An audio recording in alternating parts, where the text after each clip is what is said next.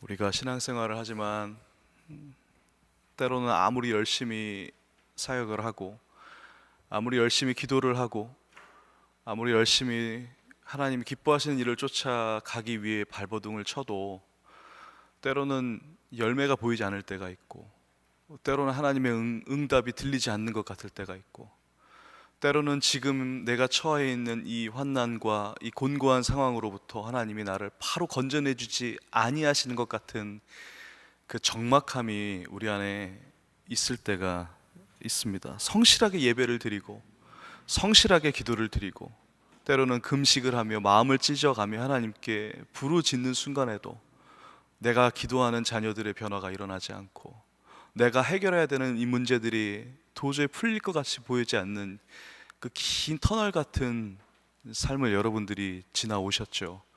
또 그 삶을 지금도 극복해내고 계시고 그 삶을 하나님과 함께 버티며 걸어가고 계시죠. 여러분, 근데 바로 그때 아무리 기도해도 하나님 응답하시지 않는 것 같은 순간이 올 때, 아무리 노력해도 열매가 맺혀지지 않는 것 같은 순간이 올 때 우리는 스스로를 잠시 돌이켜 살펴보아야 합니다.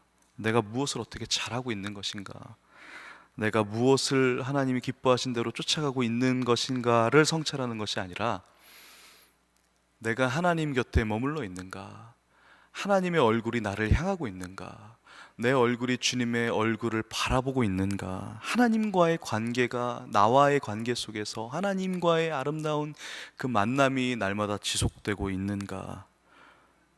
여러분, 하나님과의 관계는 하나님의 얼굴이 우리에게 얼마만큼 머무는가를 표현하는 것입니다. 오늘 본문에서는 하나님의 얼굴이 우리에게 머물러 있는다는 표현을 쓰고 있어요. 하나님의 얼굴이 우리에게 머무는 것, 하나님의 시선이 우리에게 머무는 것, 하나님의 그 시선의 얼굴의 빛이 우리 안에 머물게 되어지는 것이 바로 곧 하나님의 영광이 우리 안에, 우리 삶에 머물게 되는 것입니다. 오늘 이스라엘 본문, 오늘 이 본문에 나타나는 이스라엘 백성들의 상황이 딱 지금 말씀드렸던 그 내용과 똑같아요. 이스라엘 백성이 황폐한 상황 속에서, 혼돈의 상황 속에서 여호와의 이름을 간절히 부르짖어요. 나를 도와주십시오. 그런데요, 하나님 나를 살려주십시오. 선민인 나를 선택하신 여호와 하나님, 우리를 건져내 주십시오. 심지어 근식하며 혼신의 힘으로 여호와의 이름과 여호와의 도우심을 간구하고 있어요. 그런데 오늘 본문 1절에는 이렇게 기록이 되어 있죠. 1절에 보면 여호와의 손이 짧아 구원하지 못하심도 아니요 귀가 둔하여 듣지 못하심도 아니라. 무슨 말이냐면 이 말 속에는 이스라엘 백성들이 원망하고 있는 것을 표현하는 거예요. 하나님의 손이 너무 짧아서 나를 도와주지 못하는 거 아니냐, 하나님의 귀가 둔하여 주셔서 우리가 이렇게 주님 나를 도와주십시오라고 간구하는 소리를 듣지 못하는 것이 아니냐. 하나님의 손이 짧다는 표현은 하나님의 능력이 짧다라는 거예요. 하나님의 귀가 어둡다는 것은 하나님이 우리의 상황을 다 아시지 못한다는 거예요. 하나님이 당시 이스라엘 백성에게 있어서 하나님은 유일한 한 분이신 하나님의 개념도 있었지만, 당시 수많은 그 당시 문화 속에서 많은 우상들, 많은 신들이 있던 상황 속에 날씨를 다스리는 신, 재물을 다스리는 신, 건강을 다스리는 신, 바다를 잠잠케 하는 신, 태양을 움직이는 신, 여러 각기 우상들을 숭배했던 그 수많은 신들 중에 그 중에 만왕의 왕, 많은 신들 중에 왕, 만주의 주, 많은 주님들이 있는데 그 중에 주님, 예컨대 하나님이 마치 나의 어떠한 도움을 필요로 할 때, 우리가 부적과 우리가 미신을 믿을 때 어떤 문지방에 부적을 붙이거나 내 옷깃에 그것을 가지고 다니면서 거기 주어진 매뉴얼대로 따라하면 나에게 나쁜 운이 떠나간다고 믿는 것처럼, 마치 하나님의 나의 인생에 필요로 하는 목적의 한 수단으로 이스라엘 백성들이 생각했기 때문에, 그것이 곧 우상숭배라는 환경 속에 있었기 때문에 아마도 하나님을 기능적으로 여겼기 때문일지 모릅니다. 하나님은 지금 나를 건져낼 수 있는 능력이 없으신가 보다. 지금 상황에, 이 상황은 하나님이 바라보지 못하고 계신가 보다. 하나님의 손이 짧으셔서 마치 이 상황은 주님이 해결할 수 있는 영역 밖의 일인가 보다. 마치 지금 내가 있는 어둠은 하나님이 마치 그것까지는 하나님의 눈과 귀가 미칠 수 없는 깊은 수렁에 있어서 지금 이 문제는 하나님께 풀 수 있는 문제가 아닌가 보다 라고 불평하고 있는 거예요. 오늘 1절을 보면 우리가 그 상황들을 알 수가 있죠. 그러나 오늘 이 말씀은 분명하게 선포하고 있습니다. 여호와의 손이 짧아 구원하지 못하심이 아니다. 여호와의 귀가 둔하여서 너희의 부르짖는 소리를 듣지 못하는 것이 아니다. 다른 말로요, 여호와께서는 손으로 능히 지금 너희의 상황을 구원하실 수 있다. 여호와는 귀가 눈이 지금 너희의 상황 처해 있는 모든 그 숨소리까지도 머리카락 하나까지도 하나님은 세고 보시며 들으시며 그 음성을 귀 기울여 듣고 계신다. 우리의 문제를 아신다라고 이 말씀은 선포하고 있는 것입니다. 그럼 문제는 뭘까요? 오늘 이 이스라엘 여호와를 믿는 이 이스라엘 백성에게 있어서, 선민이라고 하나님께서 선택하신 이 백성에게 있어서 어려운 환경에 처해 있는데 또 불구하고 하나님께서 이들의 간구와 기도를 듣지 않으시는 이유는 무엇일까요? 이들이 이 어려운 환난 속에 처해 있지만 그것에 대해서 그 부르짖는 소리를 하나님께서 듣지 않으셨고 내버려 두셨던 그 이슈는 무엇일까요? 이들이 금식까지 하며 하나님의 도우심을 구했는데 하나님은 왜 그들의 기도를 응답하지 않으셨는가? 우리가 그 이유들을, 이 본문에 나와 있는 그 이유들을 이 새벽에 한번 살펴보고자 합니다. 첫 번째로요, 그 이유는 그들의 죄악이 하나님과 그들의 사이를 갈라놓았기 때문이라고 기록되어 있죠. 2절에 보시면 오직 너희의 죄악이 너희와 너희 하나님 사이를 갈라놓았고 너희 죄가 그의 얼굴을 가리어서 너희에게서 듣지 않으시게 함이라. 여러분, 이스라엘의 그들이 지은 죄 때문에 하나님의 얼굴이 가리어졌다는 거예요. 하나님과 그들의 사이가 멀어졌다는 거예요. 이 죄가 무엇인지 우리가 정확하게 알 필요가 있습니다. 여러분, 하나님은 죄를 싫어하시죠. 하나님은 죄를 멀리하시죠. 하나님 죄 가운데 거하실 수 없으시죠. 죄가 있는 곳엔 하나님 계시지 않습니다. 그렇기 때문에 우리가 죄 안에 있을 때 우리가 하나님과 멀어지는 것이죠. 다른 말로 하나님과 가까이 하기 위한 방법은 우리가 죄를 멀리하는 것입니다. 죄를 멀리하는 것입니다. 하나님과 가까이 하는 것은 죄를 멀리하는 것입니다. 그렇다면 우리가 짓고 있는 죄가 무엇인지를 우리가 정확하게 알 필요가 있어요. 오늘 본문에서는 그 죄에 대해서 아주 명확하게 그리고 묘사해주고 있어요. 첫 번째, 하나님께서 멀리하시는 그 죄가 무엇이냐? 오늘 본문에 나타난 죄들 중에 우리가 멀리해야 할 첫 번째 죄는 3절에 나타나 있습니다. 3절에 보시면 함께 한번 봉독해 볼까요? 시작. 이는 너희 손이 피해 너희 손가락이 죄악에 더러워졌으며 너희 입술은 거짓을 말하며 너희 혀는 악독을 내밀어. 손과 손가락이 짓는 죄, 그리고 입술과 혀가 짓는 죄,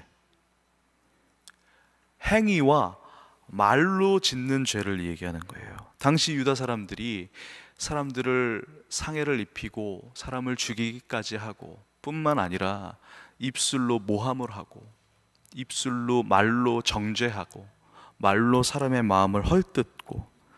여러분, 여기서 중요한 것은요, 손과 손가락으로 짓는 죄와 입술과 혀로 짓는 죄에 대해서 그 크기를 하나님이 동일하게 말씀하고 계시다는 거예요. 똑같이 나쁘다라는 거예요. 실제로 물리적인 행동을 가해서 누군가에게 상해를 입힌다는 것 또한 분명한 가시적으로 드러난 죄입니다. 뒤에 돌아서서 우리가 누군가를 험담하거나 우리의 입술로 누군가의 마음을 아프게 하거나 우리가 나의 입술로 모욕감을 주거나 욕을 하거나 정죄를 하거나 존귀 여기지 못하는 우리의 말로 언행으로 그들에게 누군가에게 우리가 마음을 쏟는다면 그것 역시 하나님께서 폭행과 손과 손가락으로 지은 죄와 다를 바 없는 죄라고 말씀하시는 거예요. 겉으로 가시화돼서 드러나지 않을지라도. 그래서 여러분, 오늘 하루 동안 우리가 말을 조심하셔야 됩니다. 입술을 조심하셔야 됩니다. 우리 입으로 짓는 죄를 조심하셔야 됩니다. 상대를 대할 때 존귀 여기는 마음으로 그 말을 잘 사용해야 됩니다. 무겁고 소중하고 그리고 조심스럽게 우리의 입술과 혀를 다뤄야 합니다. 왜냐하면 거친 손과 손가락, 피에 묻힌 그 손만큼 우리의 입술과 혀에도 그 무서운 피를 묻힐 수 있기 때문에. 그런데요, 사실 이것보다 더 큰 이스라엘 백성들의 죄악은 무엇이었냐면, 이처럼 사람들을 모함하고 이처럼 사람들에게 정죄하는 입술로 말을 뱉고 말로 사람들을 사기하고 뿐만 아니라 손과 손가락으로 상해를 입히고 심지어 폭행하면서 성전에 와서는 거룩한 하나님의 성전이기 때문에 하나님께 울며 금식하며 예배했다는 거예요. 어떤 사람들이냐면 평소에는 헐뜯고 험담하며 입술로 손가락으로 다른 사람들을 아프게 하는 자들이 성전에 들어가서는 이곳은 거룩한 곳이기 때문에 거룩한 모습을 취했다는 거예요. 하나님 말씀하시는 거예요. 너가 아무리 거룩한 성전에서 거룩한 모양을 하며 나에게 너의 입술로 나를 부르짖는다 할지라도 너가 세상 이 성정 밖에서 살면서 지은 더러운 입술로 나를 찬양하는 것을 내가 받지 않겠다 하시는 거예요. 이 거룩한 성전 안에서의 예배뿐만이 아니라 이 성전 밖에 너의 삶의 일터 현장에서 손과 손가락과 입술과 혀에 묻히는 너의 그 완악한 모습에 입술로 나에게 드리는 찬양을 내가 받지 않겠다라는 겁니다. 무서운 경고죠. 무서운 경고죠. 여러분, 하나님이 머무시는 곳과 하나님이 머무시지 않는 곳을 구분해서는 안 됩니다. 아까 서론에서 말씀드렸듯이 하나님이 이곳에서는 우리를 도우실 수 있고 이곳에서는 경계를 만들어 하나님이 손이 짧아 미치지 않을 것이라고 여겼던 것이 우상숭배라면, 마찬가지로 내 삶의 모든 영역에서도 하나님이 계신 곳과 계시지 않는 곳이 나눠져 있다면 그것 역시 우상숭배라는 거예요. 우리는 그렇게 생각하지 않았지만 하나님은 그렇게 보신다는 거예요. 이스라엘 백성들은 그렇게 여기지 않았지만 우리가 왜 하나님 거룩한 성전에 나와 아버지여 우리를 선민이로 우리를 부르셨사니 우리를 구원해 내십시오라고 간절하게 기도하는데 하나님 듣지 않으시는 이유를 그들은 몰랐지만 우리는 이 성명을 통해, 오늘 말씀을 통해 명확히 알 수 있는 거예요. 아하, 그들의 삶에 하나님이 계신 곳과 계시지 않는 곳에 경계가 있었다라는 것, 그리고 하나님이 계시지 않는 곳에서조차 하나님은 그들과 함께 하셨기 때문에 그들을 하나님이 기뻐하지 않으셨다는 것입니다. 그런데 여러분, 이것은 역설로요, 또 하나의 희망의 메시지입니다. 무슨 얘기냐면 우리가 하나님이 계시지 않을 거라고 여기는 그 경계 안에서도 하나님 우리를 함께 하신다. 여전히 하나님은 우리를 보고 계셨다. 여전히 우리는 하나님 손이 짧아서 우리를 만지지 못할 것 같다고, 하나님은 귀가 우리 이 상황에선 듣지 못하실 것 같다고 여겼던 그 순간에도 하나님 우리를 만지고 계셨고 하나님 우리를 보호하셨고 하나님 우리의 음성을, 우리의 탄식을, 우리의 신음을 듣고 계셨다라는 것입니다. 그렇기 때문에 우리의 모든 삶의 영역 속에 하나님이 함께 하심을 우리가 인식하며 살아야 합니다. 그것을 놓친다는 것에 대해서 하나님이 그것이 죄라고 말씀하시는 겁니다. 두 번째, 오늘 본문에 나타난 하나님이 우리에게 말씀해 주시는 죄는 무엇이냐면 공정한 법 질서가 무너지고 정당한 판결이 사라진 사회 정의에 대해서 하나님께서 말씀하고 계세요. 오늘 본문 4절을 함께 보실까요? 4절을 같이 함께 읽겠습니다. 시작. 공의대로 소송하는 자도 없고 진실하게 판결하는 자도 없으며 허망한 것을 의뢰하며 거짓을 말하며 악행을 잉태하며 죄악을 낳으며. 여기 보면 당시 유다 사회의 법질서와 그리고 정의가 아닌 권력과 돈에 의해서 권력을 가진 기득권자들이 약한 자들을 보호하지 않았던 그 부정의한 상태를 보여내주고 있습니다. 근데 여기 보면 허망하다는 표현이 되어 있는데 이 허망하다는 표현이 어떤 표현이냐면 하나님께서 세상을 창조하셨을 때 아름다운 조화, 아름답게 질서대로 조화대로 창조하시기 전에 그 혼돈의 상태를 이 허망하다는 표현과 동일한 단어로 쓰여져 있어요. 그러니까 허망하다는 표현은 뭐냐면, 허망한 것을 의뢰했다라는 건 뭐냐면 질서가 없는, 공의와 정의의 그 질서가 없는 무질서한 혼돈, 일정한 형질이 없는 공허한 상태를 얘기하는 것입니다. 여러분, 여기서 중요한 것은 하나님은 질서 위에 거하신다는 사실입니다. 그래서요, 세상의 질서도요, 우리가 존중할 필요가 있는 것입니다. 여러분, 보이지 않는 곳에서 신호를 지키는 것, 아무도 보지 않는 곳에서 내가 쓰레기를 함부로 버리지 않는 것, 이 작은 사소한 하나하나의 질서가 중요하다는 거예요. 그래야 하나님 나라의 킹덤의 질서를 우리가 지켜낼 수 있기 때문에 그렇습니다. 아주 작은 기초적인 부분부터 우리가 다시 한번 되돌아볼 필요가 있다는 것입니다. 이것이 하나님을 예배하는 것과 관계가 있기 때문에. 왜요? 아까 말씀드렸듯이 우리 삶의 모든 영역에 하나님이 계신 영역과 안 계신 영역이 없어야 하기 때문에 그렇습니다. 그것이 코람데오죠. 그 경계선을 무너뜨려야 됩니다. 오늘 이 이스라엘에게는 하나님께서 경고하시는 죄는 뭐냐면, 하나님의 계신 것과 안 계신 것에 대한 경계선을 허물라는 거예요. 여러분, 꼭 기억하셔야 됩니다. 하나님은 조화롭고 아름답고 섬세하게, 그러나 질서대로 세상을 지으셨다는 것을 기억해야 됩니다. 여러분, 세 번째는요, 생각이 정결하지 않은 것에 대해서 경고하십니다. 생각이 정결하지 않은 것. 5절을 함께 보실까요? 5절을 제가 읽어 드리겠습니다. 5절에 독사의 알을 품으며 거미줄을 짜나니 그 알을 먹는 자는 죽을 것이요 그 알이 밟힌즉 터져서 독사가 나올 것이라. 여러분, 독사의 알을 품는 것, 거미줄을 짜는 것, 이 행위는요, 누군가를 해치기 위한 행위인 거예요. 이 행위의 이면에는 무엇이 있냐면, 누군가를 해치기 위한 계략과 계획과 그것을 실행에 옮기기 위한 기획이 있는 거예요. 그렇습니다. 그렇죠. 거미들이 거미줄을 짜는 이유는 아주 단순해요. 먹이를 잡아먹기 위해서, 혹은 천적으로부터 저들을 압제하기 위해서, 그들을 해치고 잡아먹기 위해서. 여기 독사의 알을 품는다는 표현이 있는데, 그것도 마찬가지. 그 안에, 그 알 속에 숨어져 있는 독사로 하여금 다른 상대를 해치게 하기 위해서인 거예요. 마치 음식 속에 독을 타서 그 독이 있는 음식을 먹여서 상대를 상하게 하는 전략 같은 교묘한 계략입니다. 생명을 살리기 위함이 아니라 생명을 해치기 위한 생각인 거예요. 전략을 짜는 거예요. 이런 악인들의 행동은 이러한 생각에서부터 시작된다는 거예요. 여러분, 항상 악인들의 악행은, 행동은 생각에서부터 시작을 된다는 거예요. 생각은 마음에서부터 비롯됩니다. 우리 마음에 무엇을 품느냐, 우리 마음속에 무엇을 담느냐, 그것에 따라서 생각이 나오는 것입니다.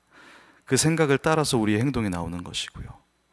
요즘에 초등학교 1, 2학년 남자아이들에 대한 보고가 나왔어요. 전 세계적으로 초등학교 1, 2학년 되는 남자아이들이 정말 해가 가면 갈수록, 이 세대가 변하면 변할수록 지금 이 세대의 1, 2학년 남자아이들이 선생님들의 말을 그렇게 안 듣는다는 거예요. 선생님들이 20년, 30년 교편을 잡은 선생님들이 모두가 같이 얘기하는, 지금 이 시대의 1, 2학년 아이들이 너무너무나 힘들다라는 거예요. 거기에 대한 연구 결과가 나왔어요. 왜, 그 이유가 무엇인가 봤더니 2007년도 즈음부터 스마트폰이 대중화되기 시작했는데, 2007년에 태어난 그 당시 1살, 2살 된 아이들에게 부모들이 스마트폰을 다 준 거예요. 우니까, 밥을 먹여야 되니까, 잠을 재워야 되니까, 밖에 나가야 되니까, 차를 타고 오래 가야 되니까, 여러 가지 이유로 아이들에게 스마트폰을 다 맡긴 거예요. 그런데 사람이 생각을 하려면 먼저 시선을 통해서 사물들을 인식을 하게 됩니다. 그러면 전두엽을 통해서 깨닫게 되고, 내가 앞으로 이것을 향해서 어떻게 해야 되겠다라는 생각과 절제가 후두엽으로 진행이 되는데, 스마트폰은 아이가 직관적으로 보고 버튼이 있어서 누르니까 튀어나오는 거예요. 시각으로 보고 전두엽으로 누르니까 해결이 다 돼버리는 거예요. 후두엽까지 가야 될 필요가 없어진 거예요. 그래서 후두엽으로 가야지는 이 길이 막혀버리는 거예요. 그러다 보니까 그 당시에 그렇게 태어났던 아이들, 그렇게 자라왔던 아이들이 이제 1, 2학년이 됐는데, 이 아이들에게 있어서 절제에 대한 생각에 선생님께서 어떤 이 얘기를 줬을 때 어떤 상황을 보고 이 상황을 판단하고 생각하고 내가 어떻게 해야겠다라고 결정을 내릴 수 있는 능력이 없어진 겁니다. 그런 연구 결과가 나온 거예요. 무섭지 않으십니까?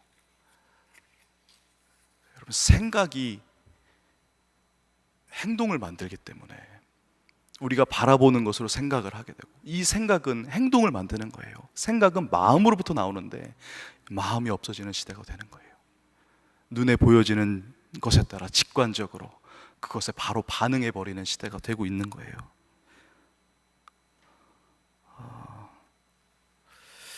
이 얘기를 하려고 했던 건 아닌데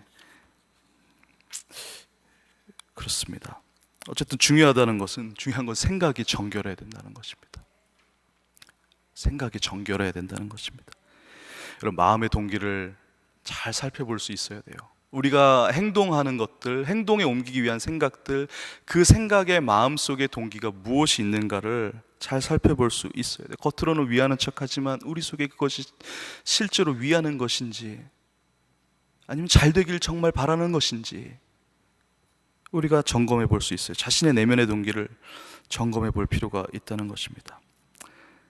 근데 여러분, 어쩌면 그것보다 더 중요한 것이 있다면, 우리의 마음과 생각을 정결하게 할 수 있는 분은 오직 성령이시기에 성령님께 그 마음을 내어드리는 것, 맡겨드리는 것이 필요합니다. 마음을 새롭게 할 수 있는 방법은, 오직 마음을 새롭게 할 수 있는 방법은 성령이 하신다는 거예요.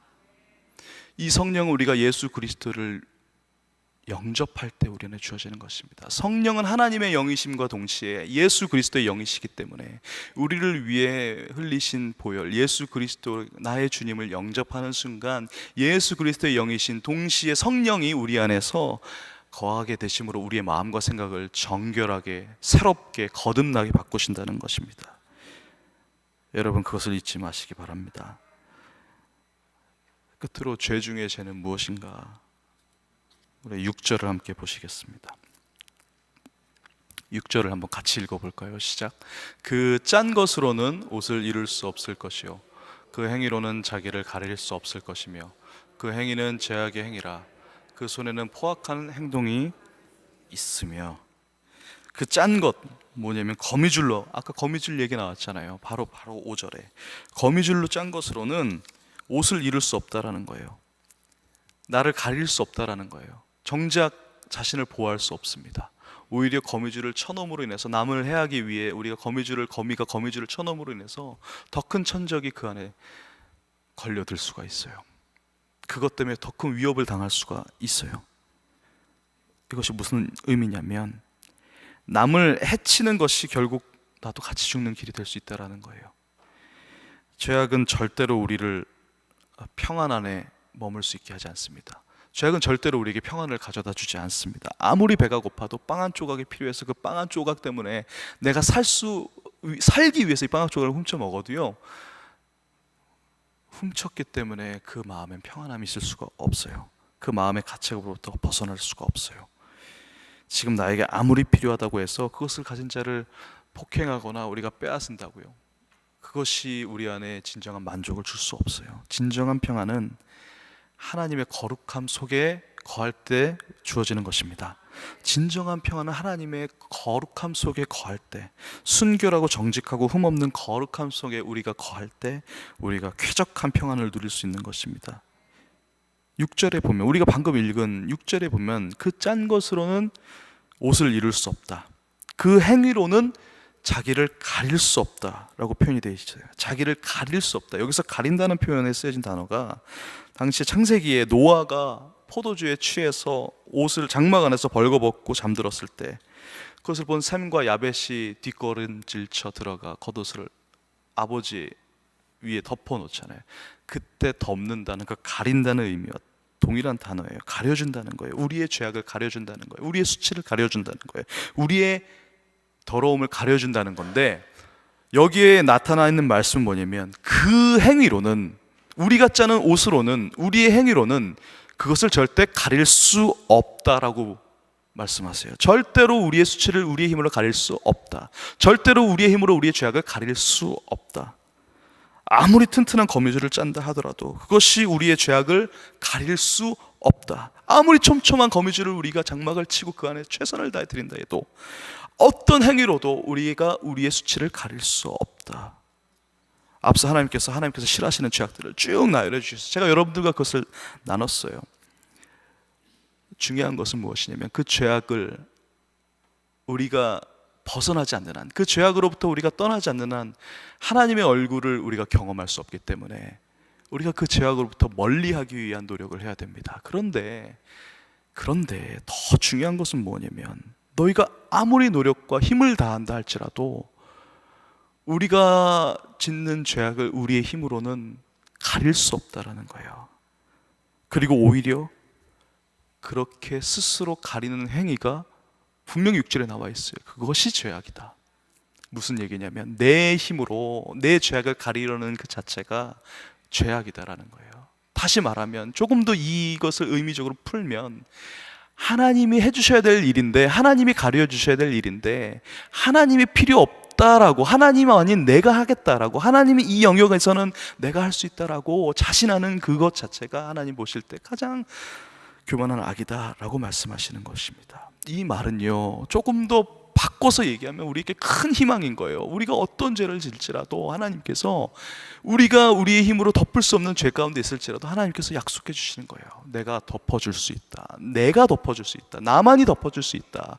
하나님 여호와 당신만이 우리를 덮어줄 수 있다라고 약속해 주시는 하나의 소망의 메시지인 것입니다. 내 손이 짧아서 너희를 건지지 못하는 것이 아니다. 내 귀가 굳어서 너의 음성, 너의 탄식과 너의 신음을 듣지 못하는 것이 아니다. 너희가 나를 온전히 필요로 하지 않기 때문에 내가 너희 곁에 갈 수 없는 것이다. 내가 못 가는 것이다. 너가 나를 외면하는 것이다. 내 얼굴이 너를 향하여 있지만 너의 얼굴이 나를 향하지 않고 있기 때문에 우리가 하나님을 보지 못한다라는 거예요. 말씀을 정리하면 이스라엘 백성이 하나님을 경계를 세우고 이 순간은 하나님이 나를 보시지 않으신다라고 인정했어요. 이 순간은 나의 음성을, 나의 탄식을 듣지 않으신다라고 하나님을 외면했어요. 근데요, 결과적으로 하나님은 그 순간에도 그들을 만지고 계셨고 하나님은 그들의 음성을 듣고 계셨다는 거예요. 그들의 죄로 인해서, 그 죄가 무엇이냐면 여러 가지 많은 죄들을 나열했지만 가장 큰 죄는 무엇이냐면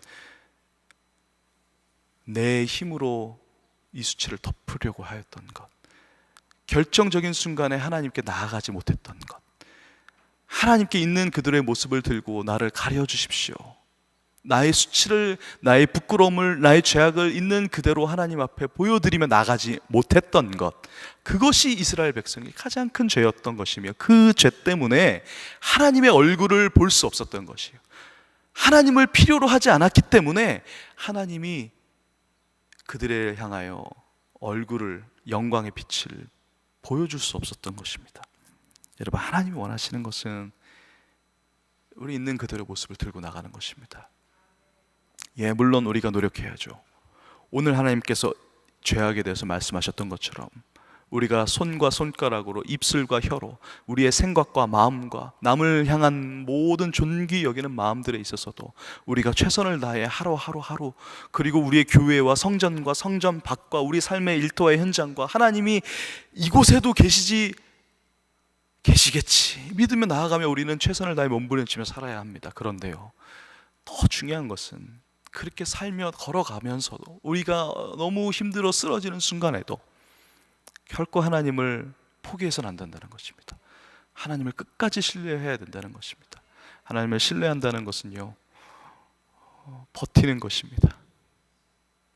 버티는 것은요, 기다리는 것입니다. 기다리는 것은요, 잠잠히 참고 잠잠히 서 있는 것입니다.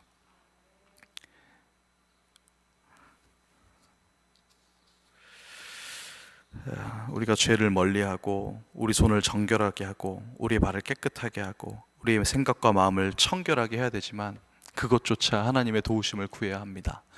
하나님, 내 손을 정결하게 하여 주십시오. 내 마음을 정결하게 하여 주십시오. 오늘의 나의 생각을 하나님 지켜주십시오.